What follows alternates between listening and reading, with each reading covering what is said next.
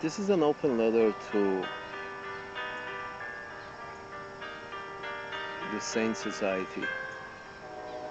Here's a thought experiment. Imagine there is there is presidency is not a one-person job.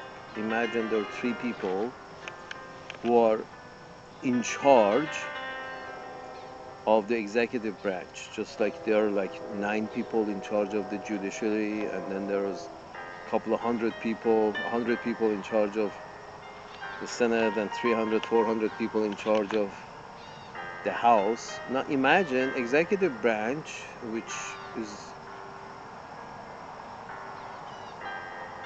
is made of not made out of one person like a king, but made out of 3 people at least. Imagine now the thought experiment is, imagine that you have 3 people who are in charge, let's say for the next 4 years, would be Jon Stewart, Tucker Carlson, and Mr. Rand Paul. And you tell these guys that whatever decisions you make, you don't have to make much decisions, but whatever you three make a decision on, it has to be in full agreement. You three have to agree on it all the time.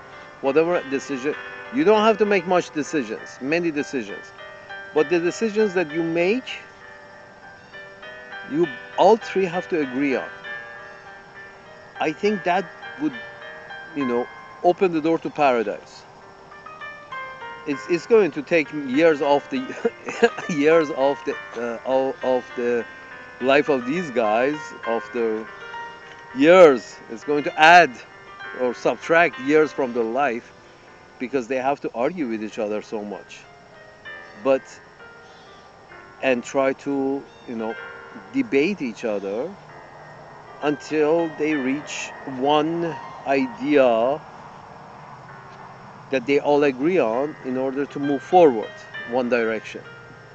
Choosing that direction with regards to economy, with regards to education, with regards to housing, with regards to war, with regards to peace, with regard that those very key decisions, if you can have a liberal, a conservative, and Mr. Paul agree on that, that is going to be the right decision. I give you an example. I know what, for one decision all these three agree on. Maybe they didn't agree before, now they do agree on. So obviously, the three that always are in this position have to be quite old and well informed for for many years, and when they are given this position, they should be at least over 60, over 50, over 60. But the point is this: for example, I know for sure these folks, all three of them, would agree that you should first take care of yourself. Education and housing and culture and health and happiness. You should first take care of your own, to make sure your own are all extremely well educated and happy and healthy, and before you pretend to, or you advocate for trying to help somebody else on the other side of the fucking planet, now be it Iraq or Taiwan. This is what I know for fact, that if this hypothetical comes about, a radical change in executive branch, and that is, instead of one you have three, and the three are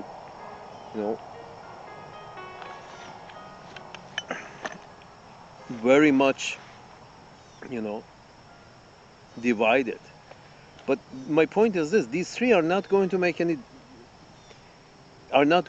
fast decisions. They're not going to make stupid decisions. They're going to make decisions, very few decisions they're going to make, these three, when they're the top of the executive branch. But those decisions are going to be very not short-sighted, very long-sighted, very, very important, very good, and very long-sighted. And based on that, then these hopefully, supposedly, these three would be in a position to control the CIA and the FBI and the Justice Department and everywhere else, everything else. And this wisdom, these few but wise decisions that are made are enough to carry the society forward. You know, the guy says government, it's common that they say the government that's best is the government that governs least. This is what they mean. It's not that, there is no government. Government least means make very few decisions, change directions very few times, but, make wise changes in directions. Those few decisions that you make, it has to be very wise. George W. Bush does not qualify, or Dick Cheney does not qualify as people who, would, first of all, they all thought the same.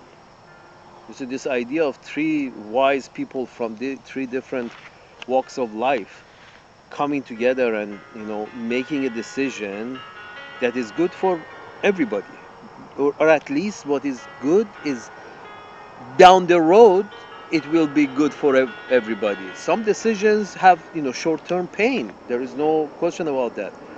But at least when these three agree on on any decisions, they have debated enough that they all three agree that some are going to benefit now, but majority are going to benefit. Some are going to have some painful times now. Some are going to benefit right now, but at the end, this decision will benefit the most.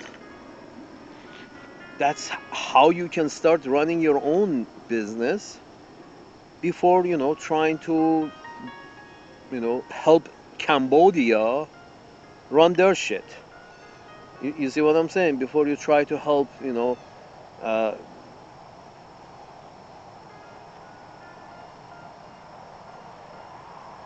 anyone else. It's like this idea of one person is in charge of the most important branch. I mean, when they say most important branch, is because executive branch is in charge of men with arms. Executive branch is in charge of, the money and the arms. you know, uh, the head of the executive branch can, is very important, and giving it to one person that is not the really choice of the people, but it's, a choice of a Koch brother, or a choice of, Mr. Bezos, or a choice of the Walton family, or the Mars family, or the Morgan's family, or the Chase family, giving, letting the peasants vote for somebody who's these wealthy people's representative, and that would be one person. It's not a good idea. It's not a wise idea. I know we all like to think, our penis is the best. I got the best penis, and I don't care what you guys think. And, democracy means this, that every 4 years or 6 years or 5 years, we choose a leader, one leader, and sort of he becomes king for 4 years, 5 years. And king doesn't have to explain himself to anybody, And the people who are around the king are all yes men. That's what the cabinet is. When there is one president, the cabinet that he forms around himself is all people he likes. They're all yes men. If they would argue with him, he would just put them aside, pick another one, whoever he agrees with. So every 4 years, you don't, this democracy thing that you're playing is like every 4 years we get to have our say. Every 4 years you get to choose a new dictator. who doesn't have to debate anybody around him, who doesn't have to, you know, and everybody has to walk on tiptoes around him because him or her because he's the king for 4 years, and if they don't walk on tiptoes, they're going to be out of a job, out of a very, you know, lucrative uh, job. It's not good. You know, you have a king every 4 years. You change the king every 4 years, but still you have a king. That was the problem with kingdom or monarchy is not that, you know, the guy is there for life. Is the problem with monarchy is that there is nobody to argue with the king. Now, if you every 4 years you change the king, what have you done? You just you still have a, you know, you still have a monarchy. It's you just call it something else because it's short-term monarchies. The king doesn't have to debate anybody. He makes decisions. He goes to war, you know, neglects this, neglects that, and, you know, can't find his own ass. But he's the king for the next 4 years. So, you know, suck it up. Fuck. I'd rather have, you know, three men of over 50 with considerable worldly knowledge, or to have to debate each other at the top and come up with very decisions that are, you know, in the long run creates more positive, and they have debated each other, and they have, you know, come to the conclusion, all of them, all three of them, that yes, in the long run more people will benefit if we do this. I think that would be paradise. You can create paradise if this stupid system is, you know, is not followed anymore. And nothing is written in stone. Stop, like children, stop pretending that some things are written in stone. And since, you know, democracy means you choose one president, no, you can come up with some fucking other, you know, side alley in your definition of governance or democracy and say, yeah, we choose three. You know, each party, each group of people, you know, the Democrats choose one, Republicans choose another, and then the Rand Paul side of the aisle choose another, and these three have to, you know, pass a certain exam, certain have some credentials from some, you know, from at least, you know, have shown that they have enough information to occupy these seats, and the three have to govern together. I tell you what happens. I think if, let's say, this example of, you know, Tucker Carlson, Jon Stewart, and Mr. Rand Paul, in this example, you would see, you know, ceasefire tomorrow in West Asia. You will see ceasefire tomorrow in Eastern, Southeast Europe. You will see ceasefires in many places in Africa, because none of these guys think it's a good idea for, you know, for our system to enforce its will upon other places in the world where the system itself has so many shortcomings. So let's stop trying to enforce our perspective on matters in other places of the world when we have so many shortcomings ourselves. So they, all three of them agree that first, let's take care of home. So the left, the right, and the center, they all agree first take care of home. But then who is it that says, no, no, let's take care of Filipino, Taiwan, uh, Israel, Ukraine, Muganda, Tuganda. It's like, let's take care of these. Who's making this decision? When you ask, you know, the Tucker Carlson crowd, they say, no, let's take care of home. You ask Jon Stewart crowd, they say, let's take care of home. And then you ask Rand Paul is, of course, let's take care of home. Left, right, center, they all say take care of home, but somehow the only thing that is not taken care of is home. So, you know, salute. So I think, I mean, this is not a question of left, right, and center. This is a question of, some corporations have hijacked every time hijack the one person at the top. There are corporations that hijack the leadership that ends up to be one person in your form of democracy.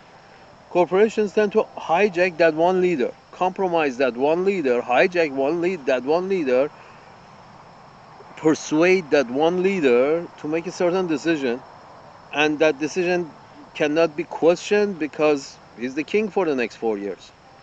You can't question the king, or you can question as much as you want, but the king doesn't need to change directions because he's the king for the next 4 years. Do you want to go to jail or do you want to die? Okay. No, nobody will question. This is stupid. This is I don't think the one man presidency anywhere in the world should be continued to practice. You should advocate for a three-man presidency. And the three have to be from at least three parties. Any country should have at least three parties, at least. The left and the right and the center.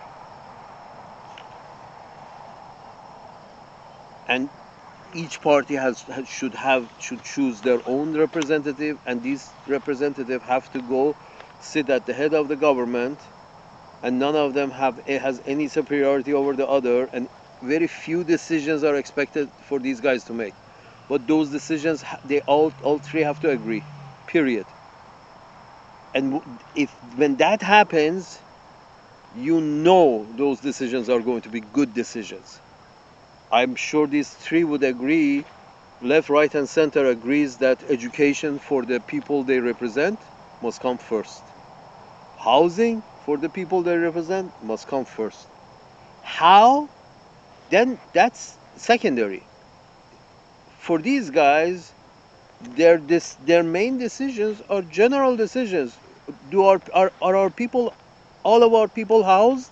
If not, they must be housed. What needs to be cut? What expenses needs to be taken out so we can have enough to house our people, all our people? If they need medical attention, if they need psychiatric attention, let's give them, and then house them, then give attention to their health. This is simple, and left, right, and center agree on this. Then why is that being done? Because you have a monarchy, you have a king that is neither left, right, or center. Every time the king goes in, and by the time the king comes out, they're more homeless, they're they're less educated, and there are more wars on the other side of the planet. Oh, to the Sane Society.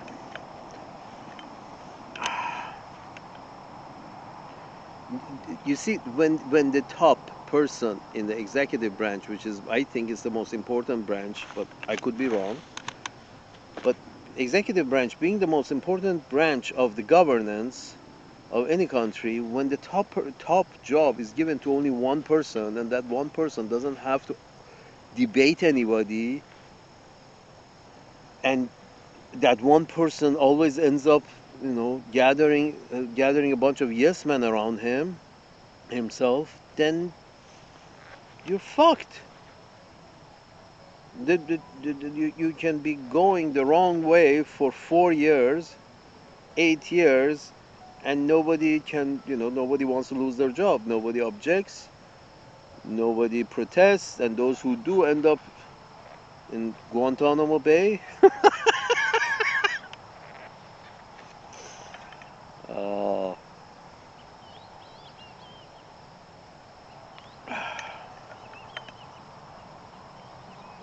folks, this one person in charge is a bad idea. Bad idea. And another advantage of having three people in charge, in that case, when all parties know that their guy at the top needs to be intelligent enough to debate the other two, then they will start sending their smartest people. Both Republicans, Democrats, and the Rand Paul crowd will send their smartest people to sit at the table, because they know when their guy gets elected, he's not going to be king for 4 years. He's going to have to debate the two other guys for 4 years. So they make sure they send the most intelligent person to occupy the seat, one of three seats at the top of the executive branch. They want their most intelligent person, not just anybody. Salute.